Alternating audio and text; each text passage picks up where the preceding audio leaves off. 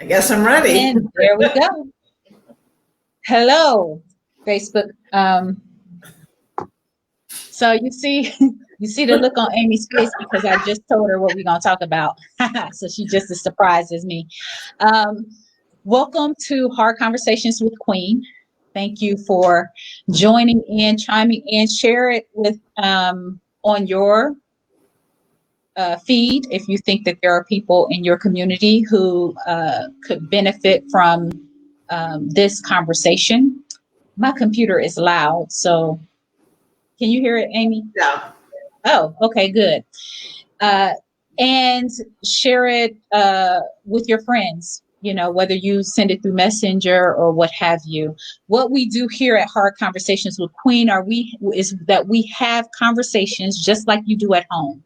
Those that are challenging around sensitive subjects, around social issues, around things that today divides families, divides couples and children with parents and neighbors to neighbors, having those hard conversations that you stutter your way through as you try to have them because they're hard to prepare for. And it is our thoughts that you are prepared for them. You just show up with heart and honesty and openness. And so that's what we do here at Hard Conversations with Queen. We just jump on, no preparation. And so, again, tonight, no preparation. We jump on and we just have heart to heart conversation.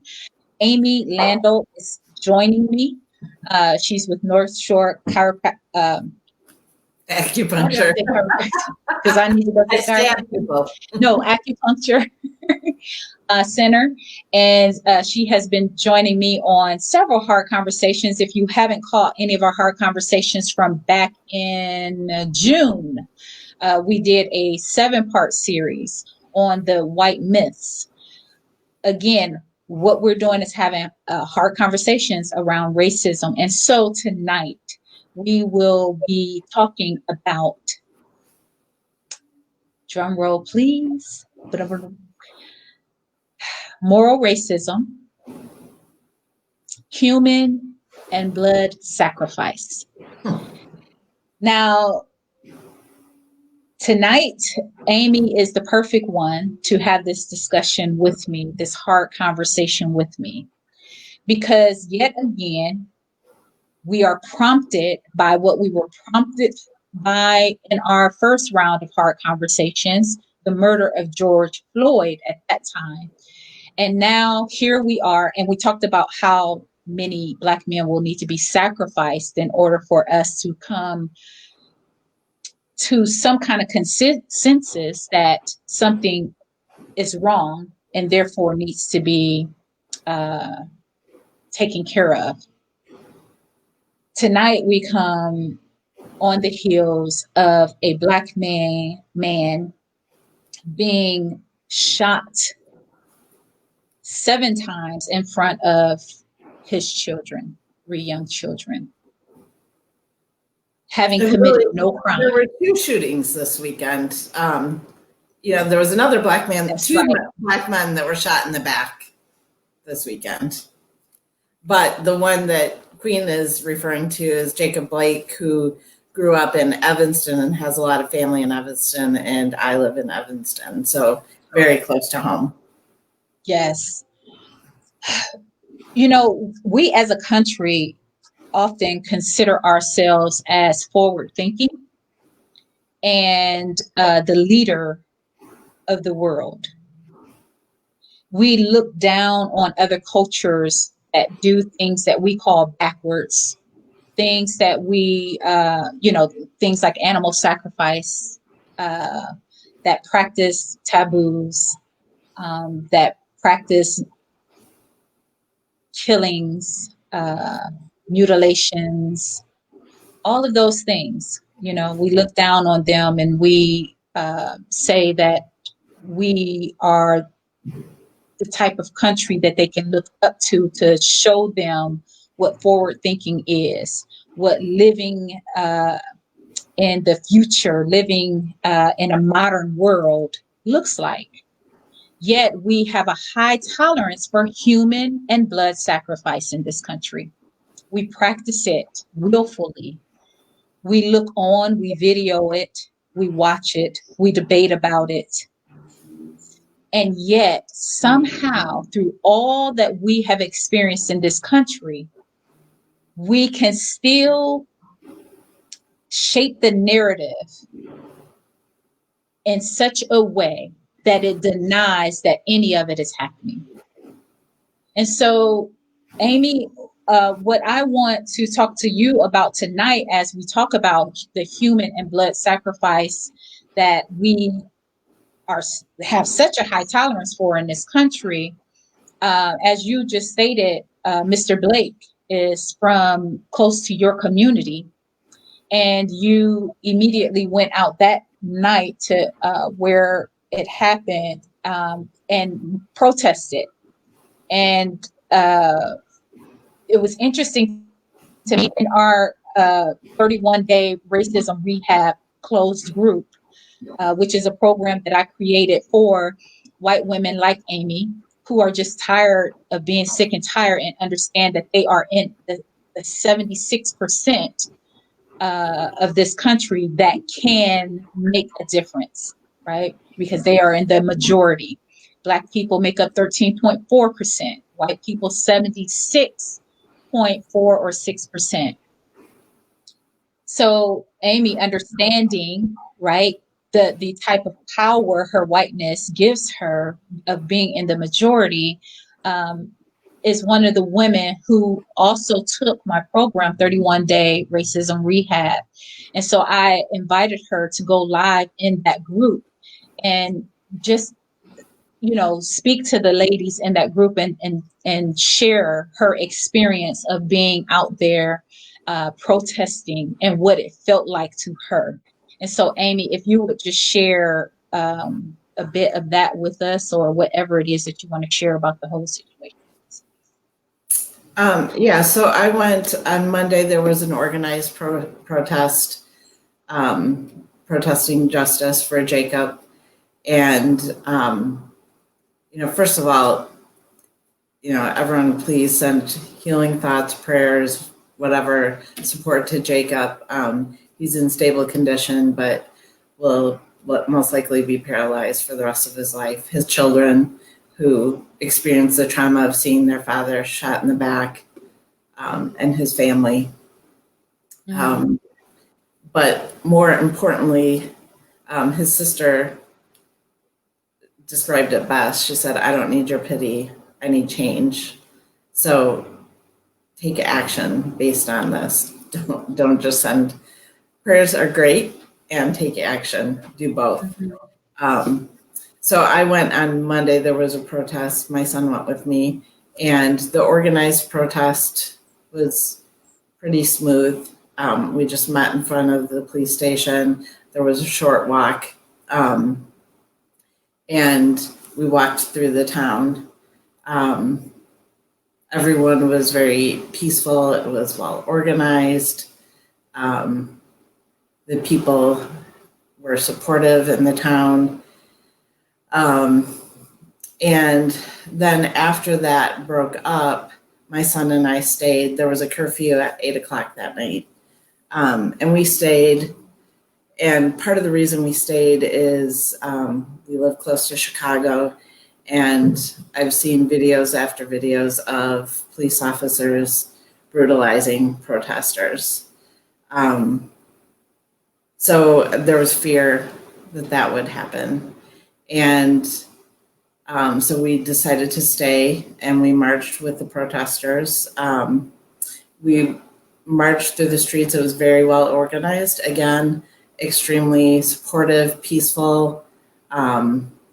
Everyone, the organizers emphasized taking care of each other, watching out for each other, safety. The police actually at that point let us walk through the streets. It was just being monitored, I think mainly through a helicopter. There were 2 places where the police were roadblocked, and that went pretty much without incident as well. And everything was peaceful until we got back to the police station.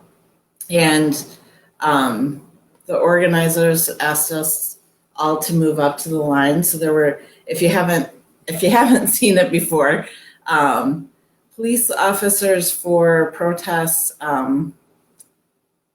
that aren't organized in advance with permits, like the Women's March or, you know, some of those white type of protests.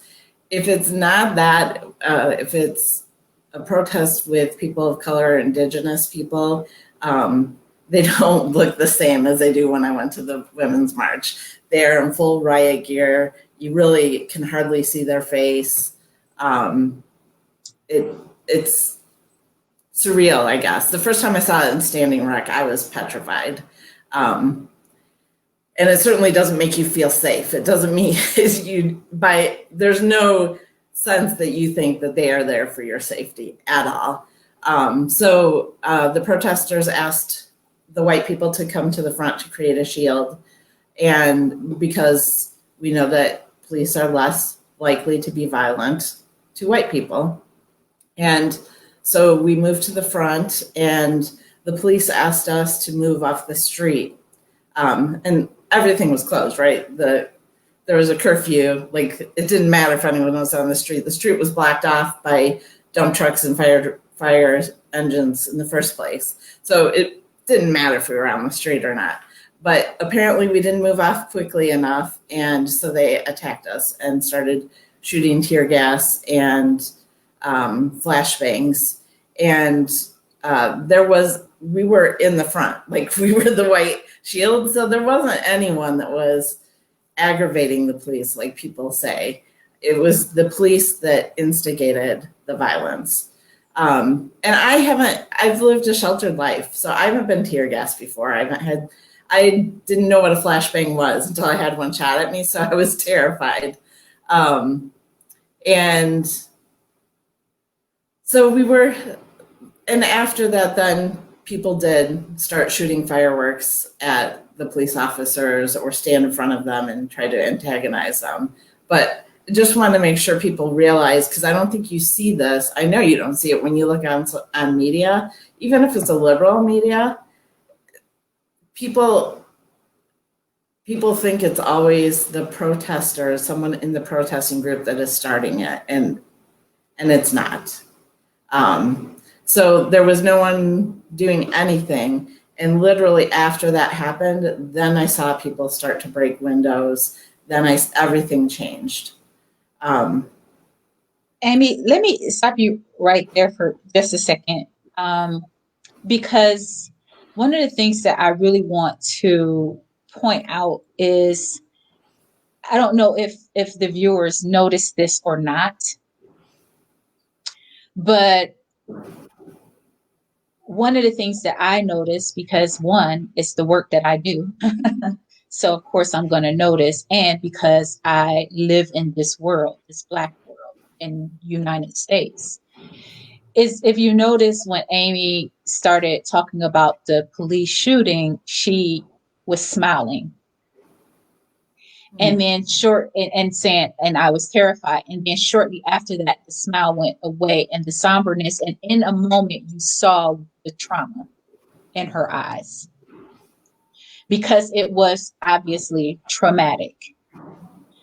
And the other thing that the viewers don't know is, like, when I just talked to you on the phone before we hopped on, you said, hey, like, I haven't been able to be productive at all. I don't even know how to do it. I don't even know how you do it.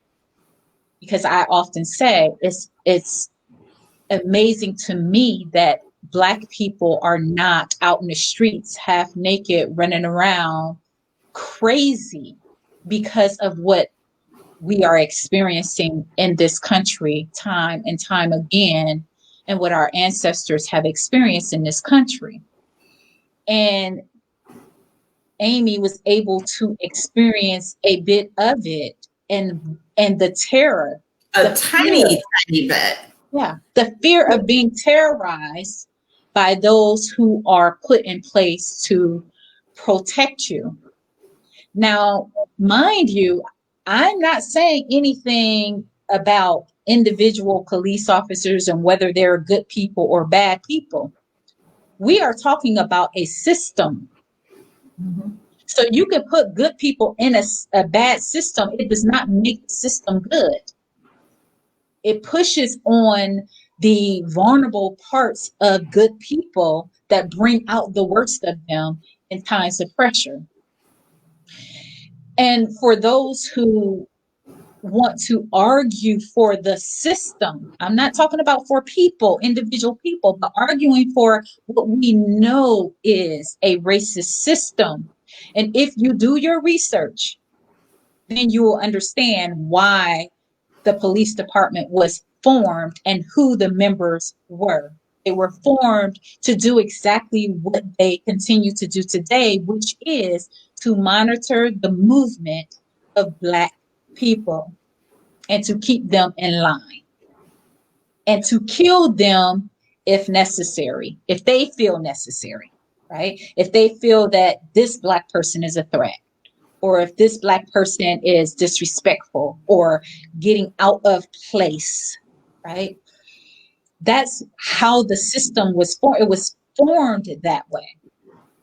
And it continues to feed itself, and it continues to sacrifice good people to it so that it can continue. And I'm talking about good people on all sides. This is human and blood sacrifice. It continues to feed. Do you really think, now I'm not talking about all, but I believe the majority of the police officers who have been caught up in this, who have killed someone, who have, gunned somebody down, it's hard for me to believe that they don't wake up the next morning and think, what in the hell just happened? I do not believe they ever thought of themselves in that way, to be the person who could do such a thing. A evil racist system eats good people. Good people are sacrificed to this system. And now those people's lives are destroyed, along with the families who lost loved ones at the other end of those guns and batons and knees. Whole families are destroyed. So humans are being sacrificed to the system in order to keep the system alive. And we have a high tolerance for human sacrifice and blood sacrifice, regardless of what color the sacrifice is. Because Right. there are, go ahead. Yeah, because people will talk to me about, there's more just number wise, white people that are killed by police than Black people. And they're not, like, I'm a mathematician. They don't understand. We're talking about in terms of percentage of the population. But even if you say number wise, that's fucked up. There shouldn't be that many people being killed by the police department. That doesn't happen in other countries. That is not a valid argument for saying it's okay. Right. Because essentially what we're saying is, well, it's okay for people to be sacrificed. It's okay. It's only 10,000. It's only 1,500. It's only 5. And that's acceptable in order to keep our way of life. We have to sacrifice to the guys to be able to keep our way of life, to be comfortable. To not have this fear. To not have this fear. We must make sacrifices. Now, if we talked about that in the context of another culture who sacrifices anything else, we would say, oh, they're backward. They're not progressive. They have superstitions. They are ignorant, right? They're not educated. Yet we do it in this country, and we constantly call it something else, anything else other than what it is, to make ourselves feel good about it, superior about it, okay? To make ourselves feel superior to all other countries, because you'll have people right now come out against what we're talking about and say, well, go to another country and see if it's any better. So that's your justification? Well, we're only sacrificing X amount and they're sacrificing more. So that's how you judge yourself, based off of how less you murder than the next one. And you call that righteousness? You call that moral? The morality of racism. The morality of racism is it's moral as long as it's not as much as the next one. As long as we kill less than they do, then we keep our moral superiority. As long as we kill in the name of, we keep our moral superiority, right? Or as long as you Nevertheless, justify it by slandering the person that was killed. absolutely, absolutely. And so that moral racism is rampant, and I see it again on I'm telling you that marketing campaign for 31 day racism rehab, girl, it be coming out. We've had people posting on there about being offended that I have a program for white women and that's racist. Yep. And I'm like, you need to take that class so you can learn what racism actually is. But I laugh at it. However, the sadness behind the laughter is to understand that that is also a sacrifice to the system, the sacrifice of our own ability to reason for ourselves, our ability to connect on a human level, our ability to see each other as human, to feel what each other feel, to empathize with one another. Those are all sacrifices that we've made to the system for someone to be able to overlook the message, overlook the problem in order to be able to say, no, I've suffered. Well, you're not shot 7 times in the back and laying up in a hospital with the family not knowing whether you're going to be paralyzed.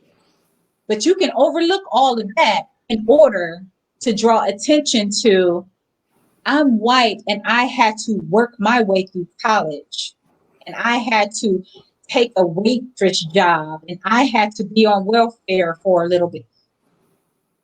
And you overlook that a man was on camera with a knee in his neck until he could no longer breathe, to his body lay cold underneath the knee of a police officer who was sworn to protect and serve.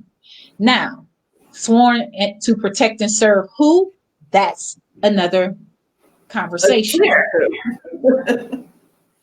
And it's not me as a white liberal either. Right. He was sworn to protect. He was sworn and to protect and serve capitalism, those who were also included in We the People when it was written. And it wasn't Black people. Black people were in another portion that said 3/5. If they were included in We the People, then there would be no need to write another paragraph to describe what happens to them and how they count. And then they added on to that system to help corporations keep control of their employees when they wanted to organize for livable wages or safe working conditions. They added to the existing system. Yes. So we just keep on expanding the system. And in order to expand, just like anything else, if you want a cow to expand, if you want a horse to expand, if you want a pig to expand, you must feed it. And we continue to feed it with humans, with lives, right? Now we're willing to market. Actually, your description is perfect. When we think about the Republican National Convention, and I have not watched it personally, so I guess, but what I'm hearing is that it's all discussion of fear. And I think in the blood sacrifices, or cultures did that because of fear, right? They had to sacrifice to the gods, otherwise a fear of something bad would happen to the whole tribe. And so that is the fear that we're being fed. If we don't control these black and brown bodies, they are going to pay us back for the 400 years of murder and rape and to be truthful, there's always that little piece of me in my head thinking that. I remember watching Little House on the Prairie when I was a kid, thinking, well, of course the Indians are going to come in and kill them. I'm switching to Indians versus indigenous people, I think, because I'm going to the age, but like, of course they should be scared to go out. And so I was like, that started planting that fear of we have to control because we've done such horrific things that of course there's going to be retaliation if we let up on the control. And so there was a piece of me that was afraid, thinking, are people going to view my white skin? Is it safe for me to be there with the protesters? These people that have experienced so much. And again, you guys have some amazing fucking compassion in your genes or something. Because like I said, everyone was completely accepting and welcoming and concerned for everyone's safety regardless of race. Yeah. And yeah. I'm going to tell you, of course, you're going to have people, first of all, I love Black people. My brothers are Black, my husband's Black, my kids are Black. I love Black people. Now, that's not to the exclusion of white people or any color people, right? And a lot of white people say, see, why does it have to be about color? Part of your privilege is to be colorless. So if that's what you're thinking, that is part of the conditioning. So just listen to your language that goes on in your head, and that points to how you've been conditioned in white privilege and in racism to not see that you are in it. So that's a side note. I love my people, right? And it takes a lot for me to love my people because I've been conditioned not to, just like everybody else in this country. Mm-hmm. The marketing tells me not to, right? The data tells me not to love my own people, therefore not love myself. Because if I can't love my people, I can't love myself, right? Yeah. Now, I have been accused that I have, I guess, more of a tolerance for some things in my community than perhaps in others. And let me explain that. That trauma that we just saw in your eyes, Amy, has been in the eyes of Black people since they came over here at the bottom of slave ships. That fear, that trauma.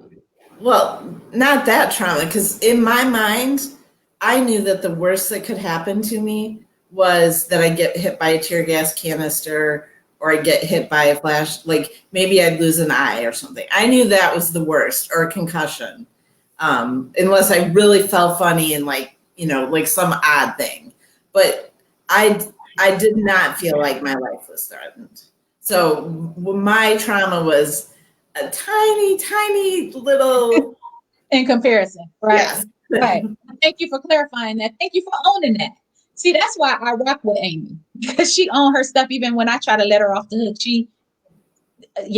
That I can respect. So thank you for owning that and clarifying that. Because even in the trauma that has been handed down through the lineage of the enslaved, it is in my nature to give you an out. It is in my nature to excuse your judgments, your behavior, your everything. So when you say that, wow, Black people are very compassionate considering, what has happened to it's in our first of all, we've been conditioned to do that, right? We've been conditioned to overlook, to have patience with.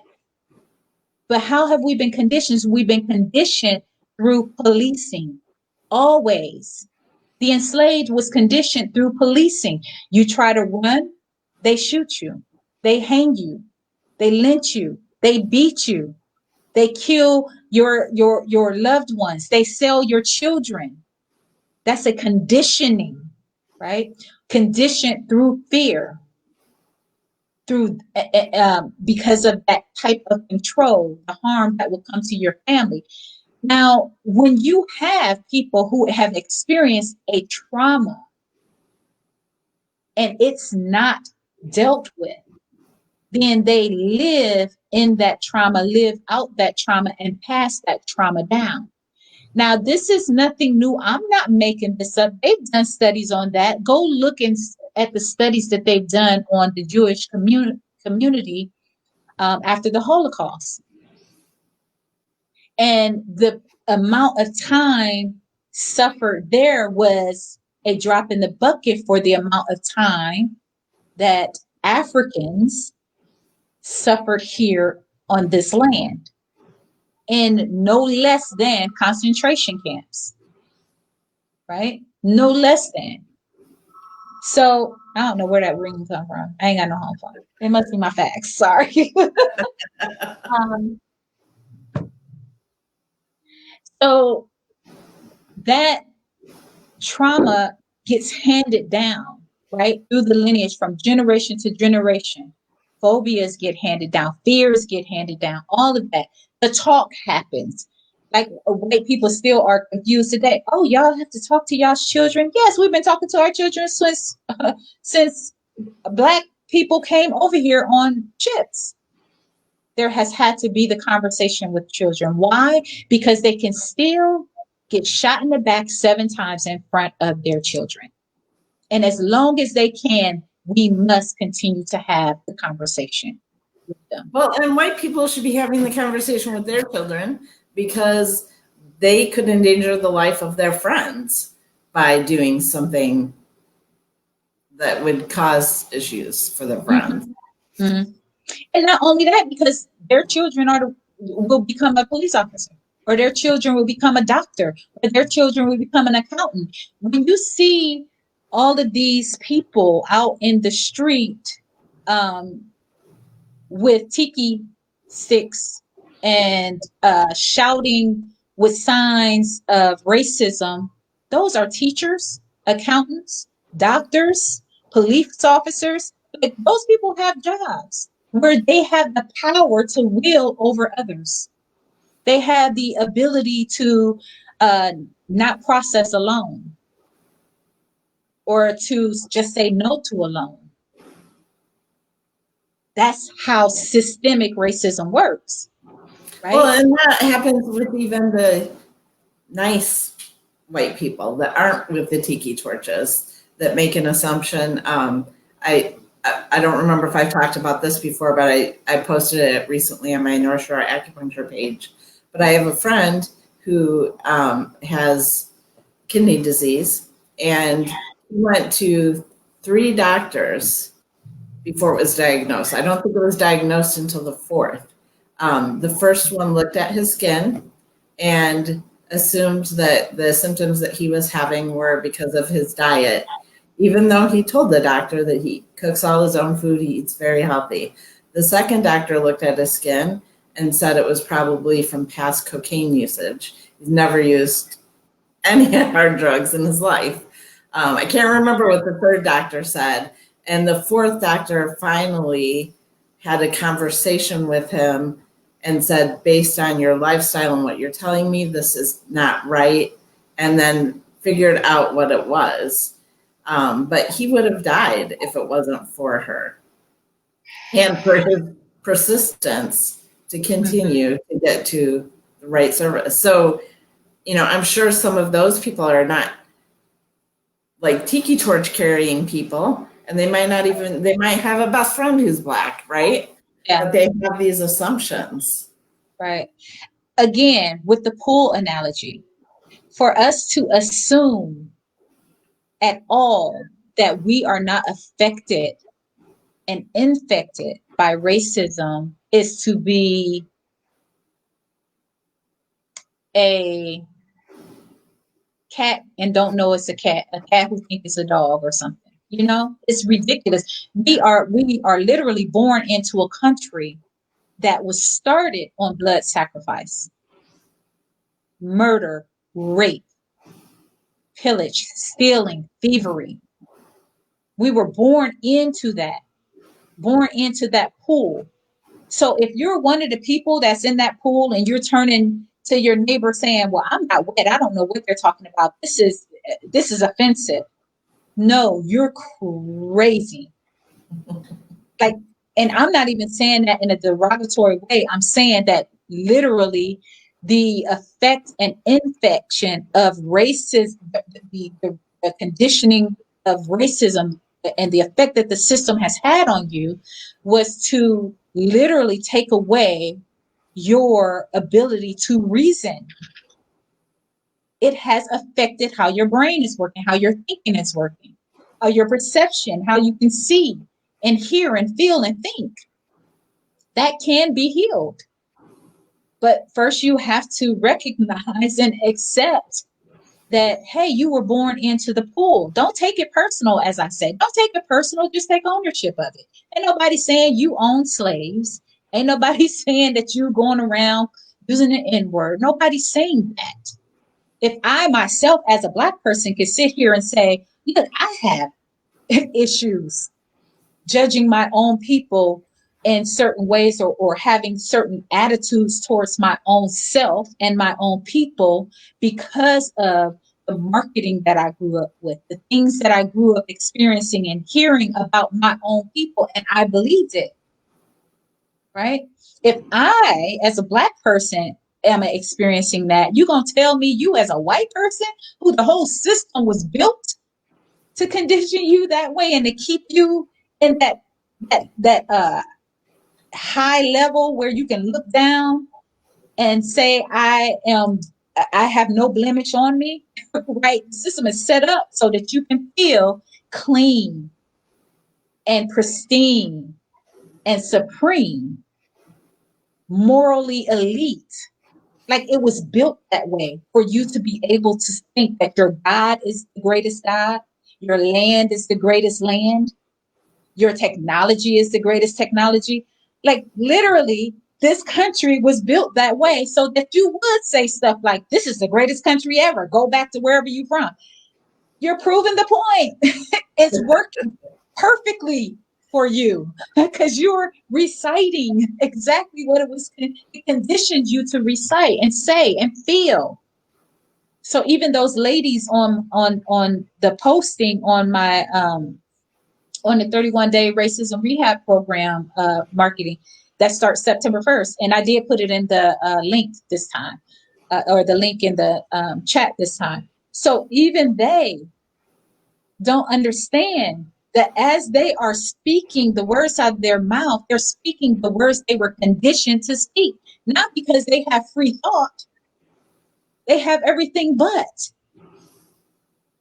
Anytime you're speaking along with the system, then the system is working, right? The system is working. Does that mean that we all have to be anti-system?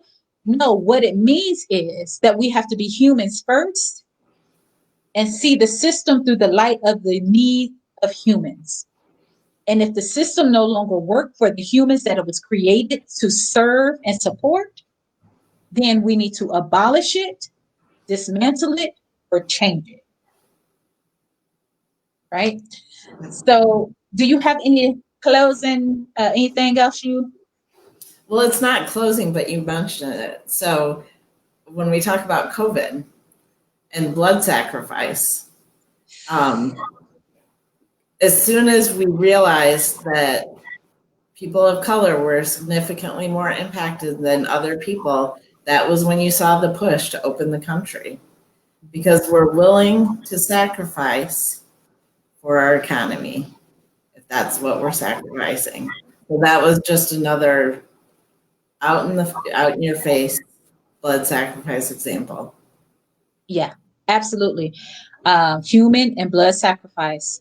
And you're right. It seems that that's the way our country judge. It says, well, exactly who's dying before we make up our mind. Who's dying? Tell me that first. Oh, well, okay. How Well, long then, did it take to do anything about sickle cell anemia? right. Right? Well, I wonder why.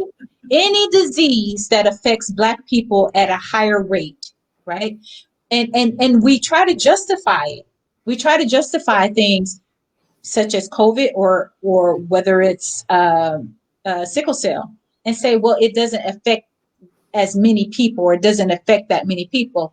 Well, honey, we can talk about a whole lot of different cancer that doesn't affect that many people, but we have marches, we have all kinds of things for them, and we will stop everything, give it its own day, give it its own slogan, give its own everything, give our money to it and everything, when it doesn't kill nearly as many people as COVID just killed within the last 6 months. Well, has it even been 6 months? I don't think people realize like that many people in a short period of time versus over years. Come on, but like you said, willing to make blood, human and blood sacrifice, depending on who the human is and whose blood it is, the color of the human, what category they fall in, whether they fall in the, because there is a hierarchy. So for all of you who think to yourself, well, I suffer too, or my group suffer too, there's a hierarchy.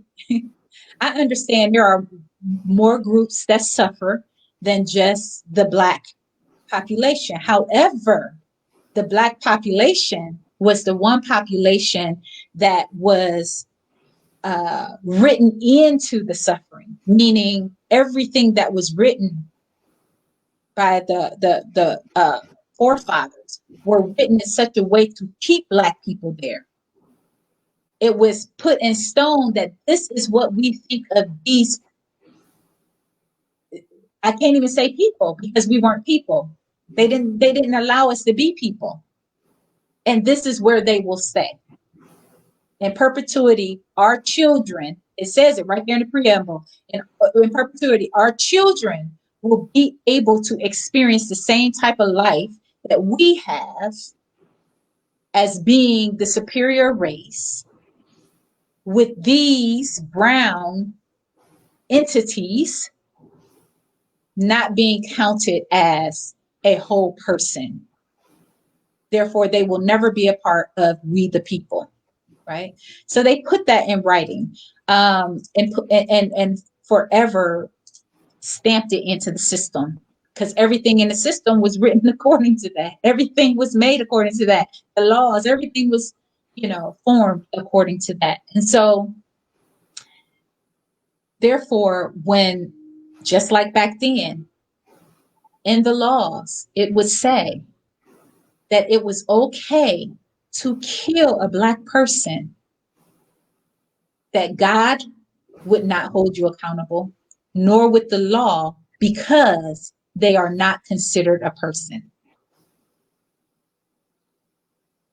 And it's still the same today. The law is saying every time they go to court for the killing of a Black person, they say, God holds you free and clear, and so do we, because we do not see a person having been harmed here.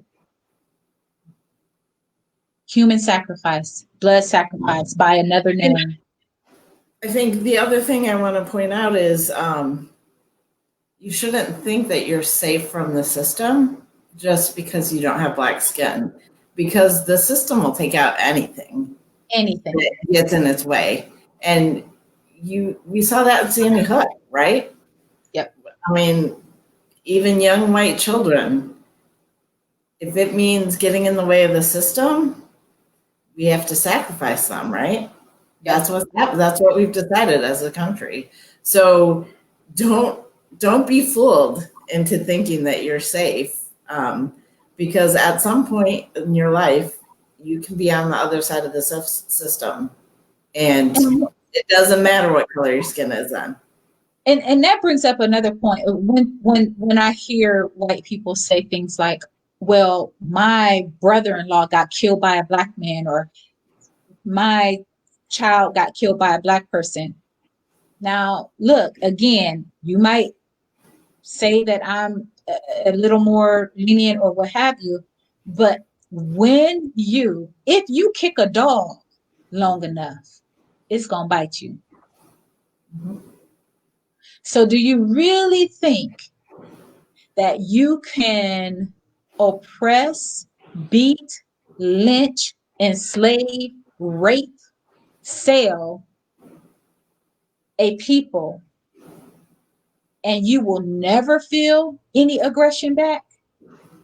Come on. Again, this is what the system does. It produces this stuff that we are experiencing. But we want to take it personal and start turning on each other instead of realizing the system produces these things.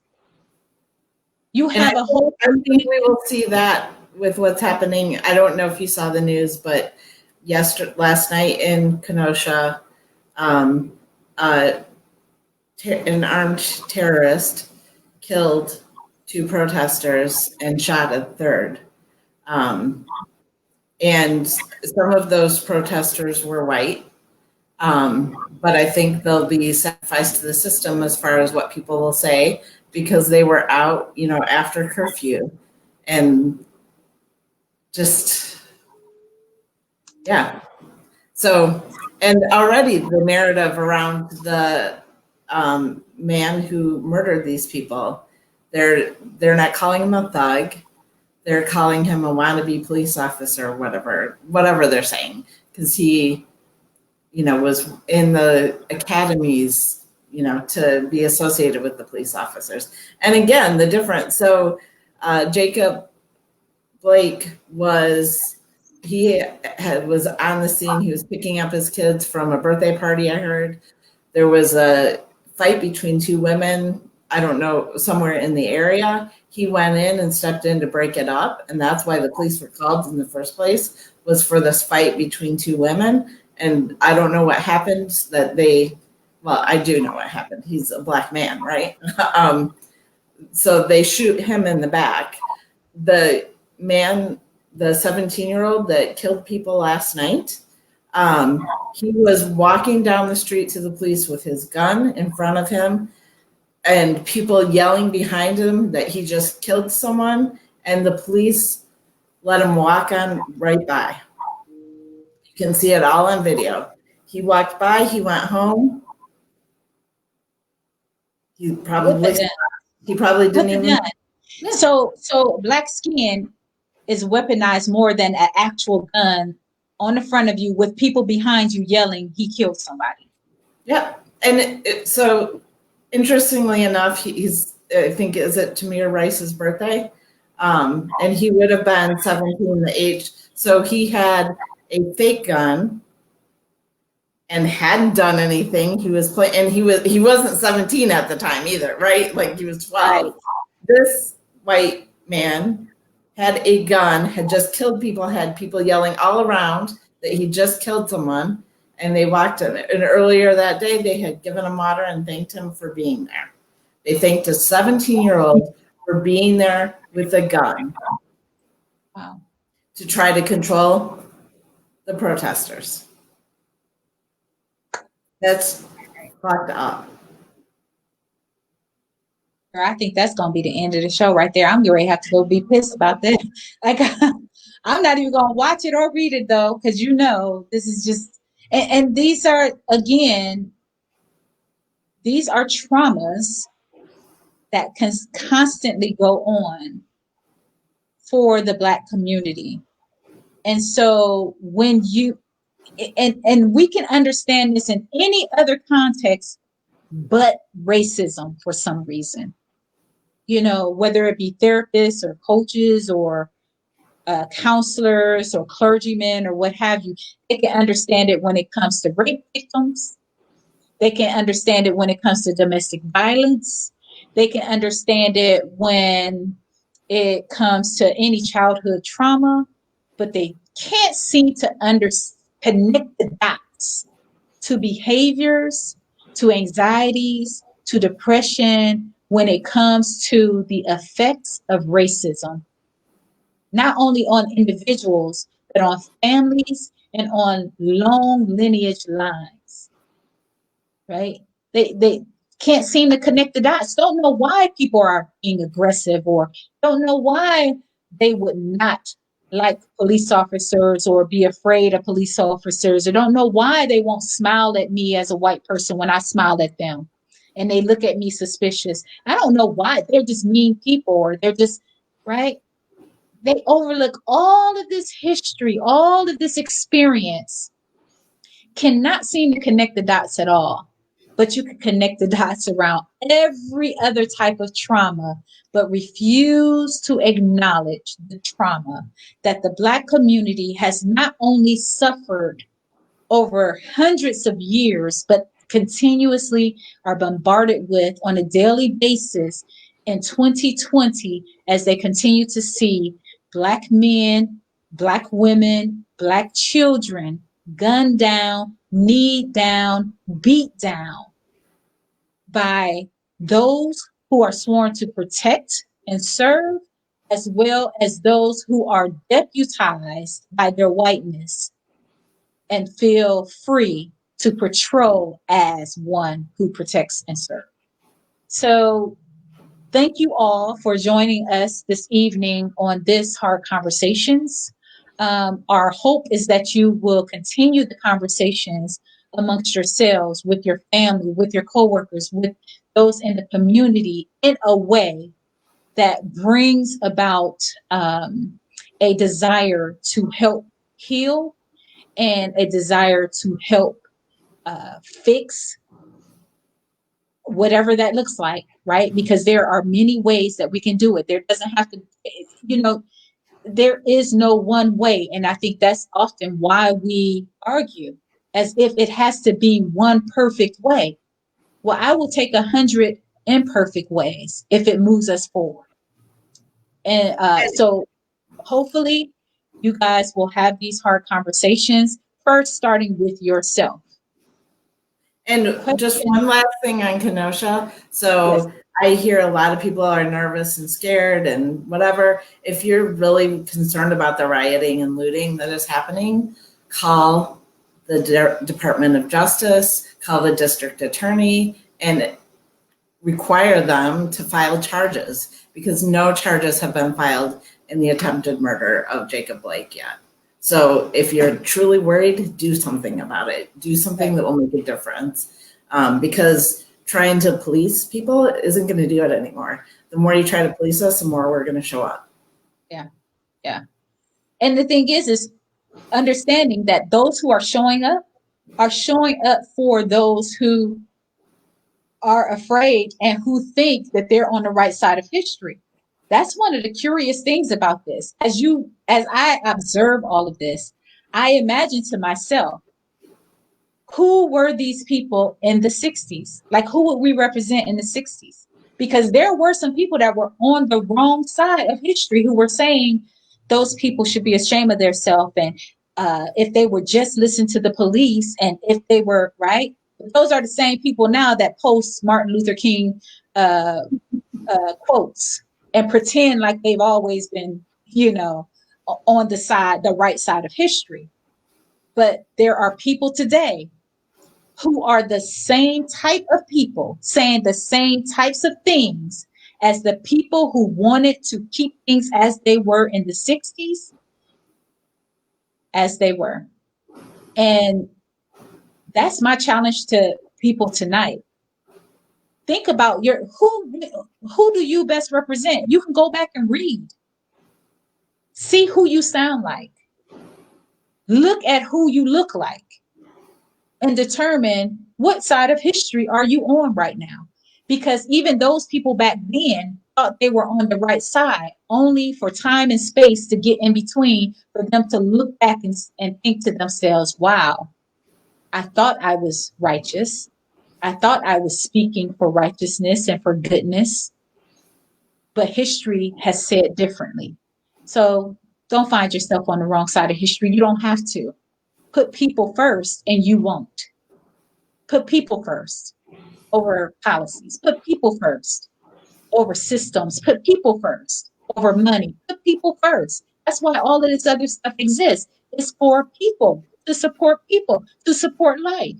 So put people first and you'll find yourself on the right side of history. So thank you again and good night to all of you. We'll be back tomorrow night, same time, and we'll figure out what we're going to talk about. All right, good night. I'm sure I find out at the same time as the rest of y'all. Right.